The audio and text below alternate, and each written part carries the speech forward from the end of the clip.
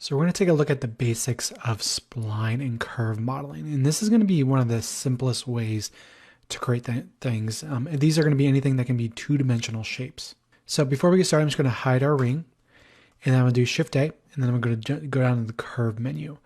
So there's a couple different curves. The one I'm going to use right now is the one I use most often, which is just this path. I use a combination of path and just basic polygon modeling to get these. I don't find myself that I use these a whole lot, so we're going to stick with just path for now.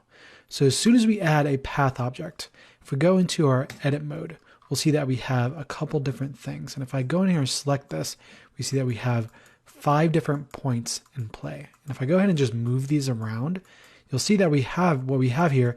This is a curve, essentially. And the power of this is when we can start adding some operations on top of this. So if we jump out of edit mode, so if we just move these around and jump out of edit mode back to object mode, what we can do is go down to our object data properties. And then if we go down to geometry, we'll see that we have a couple different things. We have things like extrusion. So now we can actually perform an extrusion off of this. I'm going to zero that out. We can do bevel depth. We can do bevel resolution. So if I want to do something like 4 sides. And then to keep going with this, if we jump back into tab mode, we can simply, select a vert, hit E to extrude. And there we go. Now we're doing some spline modeling. That's the very, very basics. The way we're going to use it in the next 2 chapters is going to be a little bit differently, but that's the basics.